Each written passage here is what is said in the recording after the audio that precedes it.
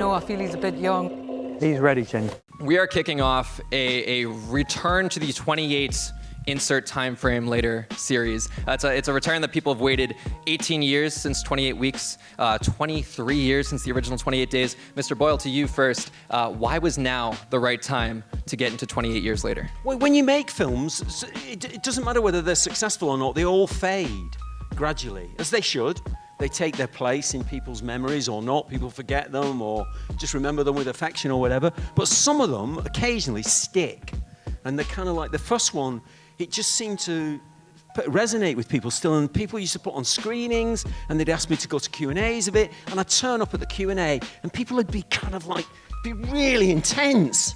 Have the rage virus. What, you know, watching the film, yeah, you know, and so Alex and I began talking about, should we do something additional to it? Should we add something to it? And we did do an original idea, which was sort of what you'd expect, really.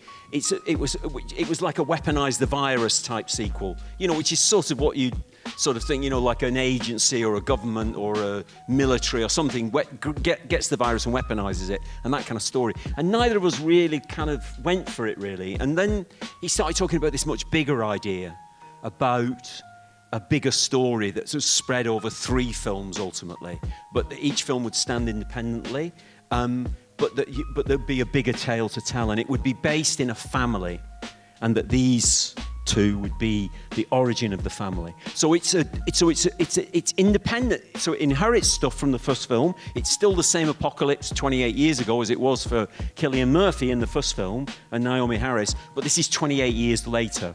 And we don't know what's happened to them. I'm not allowed to tell you.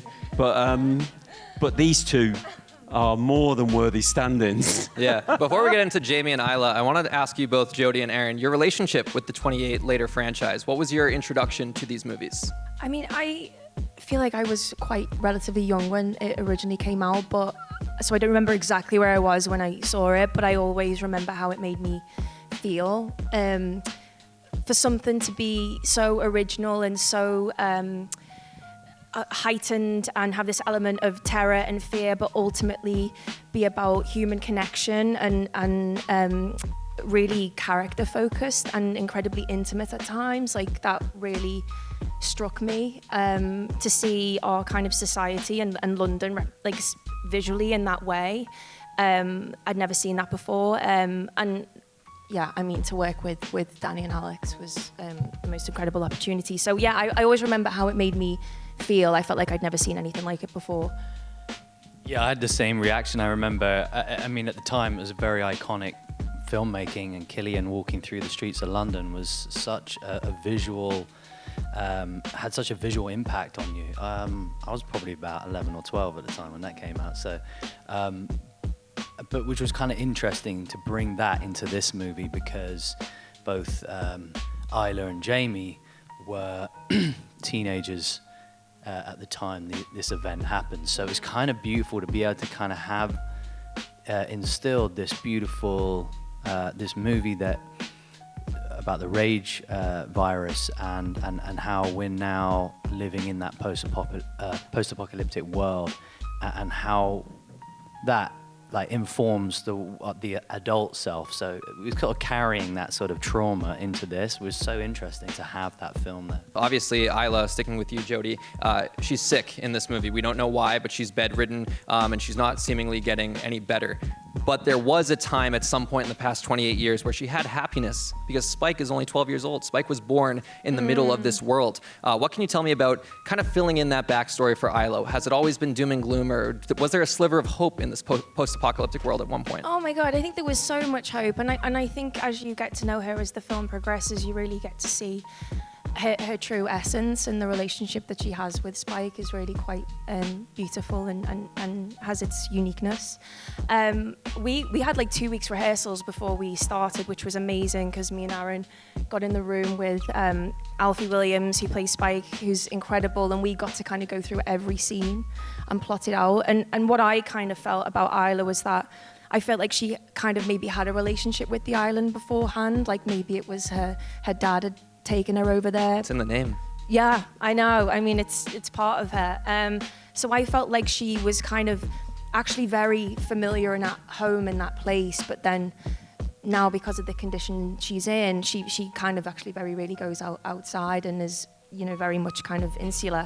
But yeah, that was what we kind of thought. Mm-hmm. And Aaron, from what we've seen from Jamie so far, I think it's fair to call him pretty morally gray. He's got that moment with Spike when he's telling just, you know, kill it, the one that's hanging upside down, and he wants him to become that hardened man in this post-apocalyptic world. You're no stranger to these morally gray characters. I think of Craven, I think of Tangerine from Bullet Train. What attracts you to these characters with, you know, they're not just on the surface level black and white, they got layers? Yeah, well, I think I'm always drawn to a more complex character, but I think, you know, Jamie is a product of this new world, right? You know, he's had to adapt, change, and survive. It's an interesting one. The moral grey area that you're talking about is sort of actually what's kept them alive for so long. So it's a system that the community have come together and have figured out that really works for them. And now he's trying to install that in his child, his son, and teach him the way of life to continue this new way of life. And so, you know, it's interesting because it's the purity of that child that is coming to the world with curiosity and innocence, and like you said, never knew anything different. But we, as parents, are carrying the trauma of our childhood and projecting that onto him. So it's such a beautiful journey beyond what you guys have seen. That, but it comes with complexities. The arc is so good, and that's all I can say right now. Danny, I want to talk about how you brought this film to life, because the original 28 Days Later, over 20 years ago, it was kind of revolutionary when it came to cameras. You got to use the Canon XL1, one of the first feature films in Hollywood, to use a camera like that. Obviously, it influenced the next couple decades of cinema.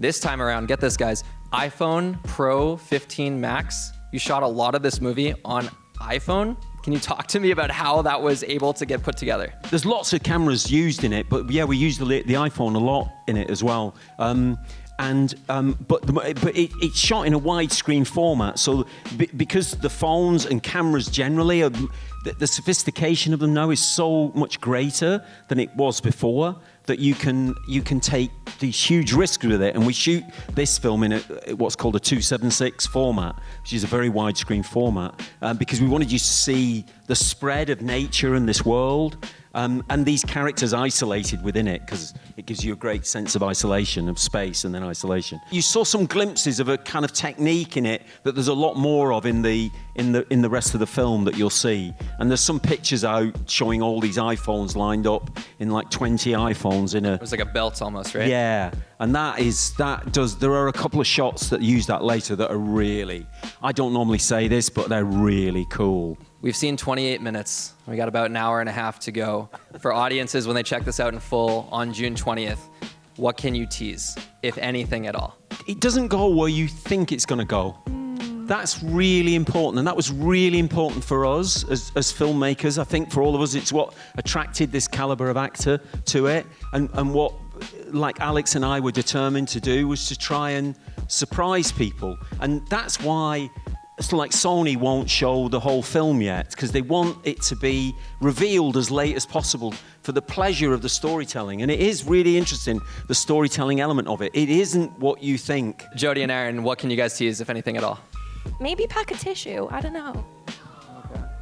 Aaron, I can't say much about Jamie, so that's why I turned it over to you. No, I'm gonna leave it with Danny. What he like, I think is the best. That's fair. There's a guy in it. So if these guys aren't enough, there's a guy in it at the end called Jack O'Connell. I don't know if you saw Sinners. Do you see Sinners? It was a fantastic film.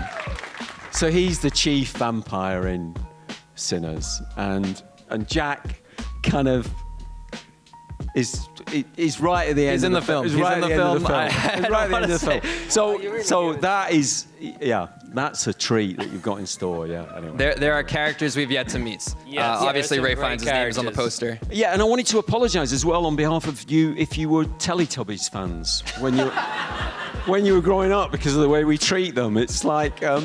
And they come back anyway. There's more Teletubbies to be had, yeah, anyway. Now, son, Spike, finish it!